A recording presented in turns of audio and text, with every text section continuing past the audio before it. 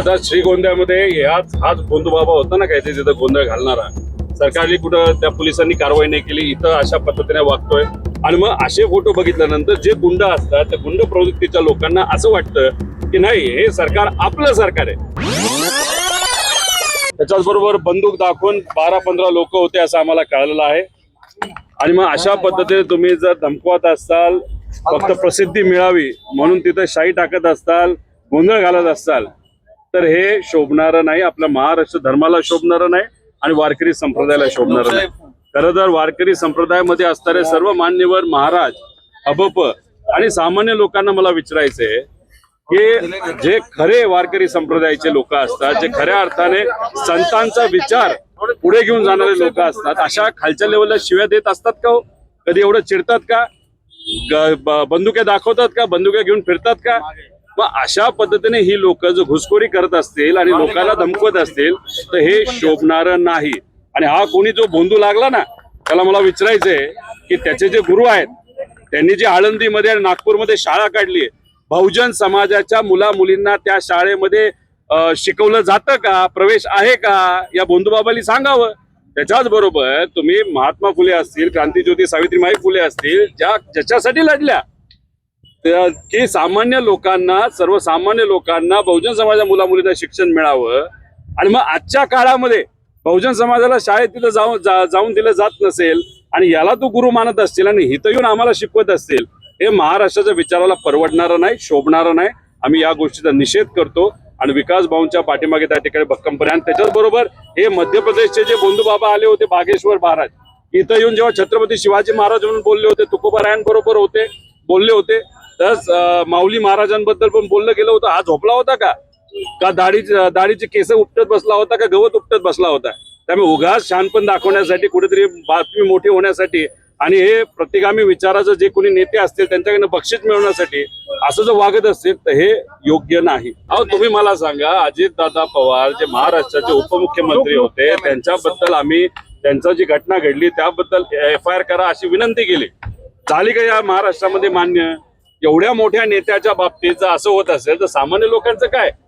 गेल्या काही दिवसांमध्ये ज्या मुलींवर, चिमुरड्यांवर त्या ठिकाणी तिथं अत्याचार झाले, काही लोकांना त्याच्या मुलींना मारण्यात आलं, तिथं सुद्धा त्या सर्व लोकांचं हेच म्हणणं आहे की आम्हाला ज्या पद्धतीचा न्याय मिळाला पाहिजे तो न्याय मिळत नाही.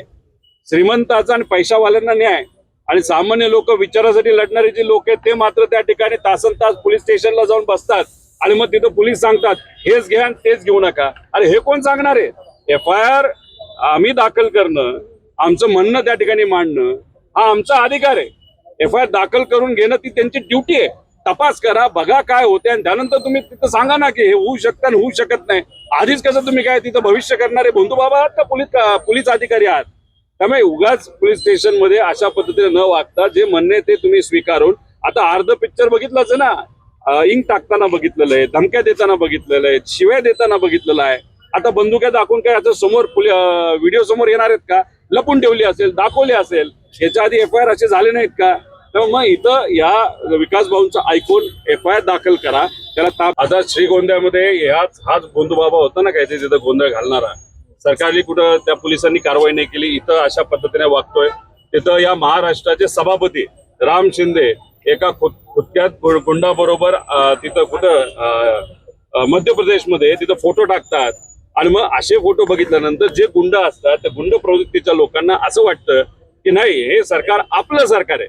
सामान्य लोकांना वाटतं हे सरकार आपलं नाही, पण गुंडांना वाटतं हे आपलं सरकार आहे, आपलं काहीच होऊ शकत नाही. गोंधळ घाला, मस्ती करा, बंदूक दाखवा, शाई टाका, शिव्या द्या. आता एक कुठला तरी आमदार आई बहिणीवरनं शिव्या देतो अक्षरशः खालच्या लेवलला जाऊन, त्याच्यावर तिथं कारवाई होत नाही. आणि मग सामान्य व्यक्ती एखाद्या FIR करायला गेला, तुम्ही तिथं ऐकून घेत नाही, कलम टाकत नाही. मग पोलिसांनी काय करायचं? फक्त VIP लोकांना प्रोटेक्शन, सिक्युरिटी द्यायचं आणि मग सामान्य लोक मात्र हा वाऱ्यावर. बद्दल तुम्ही बोलताय, जसं पार्टी बदलतात, जसं सरकार बदलत असेल ते कपडे बदलतात आणि विचार बदलतात. त्यामुळे त्यांच्या विचाराबद्दल, आणि त्यांचं कसं आहे की त्यांना कुठेतरी मुद्दामून सरकारमध्ये मोठ्या नेत्यांनी जवळ केलेलं आहे. कशासाठी? तर राजकीय दृष्टिकोनातून भुंकायला. मग कुठेतरी बहुजन समाजाच्या ह्या सर्व नेत्यांना पुढे करायचं, आपण मात्र मागे राहायचं आणि तमाशा बघत राहायचं. त्यातला हे भाग आहेत नितेश भाऊ. तर त्यांच्याबद्दल आपण काय बोलणार? त्यांना जे काम दिलं ते काम तिथं. तर आता जे आपले विकास भाऊ त्यांचं काय म्हणणं हे आम्ही तिथं समजून घेऊ.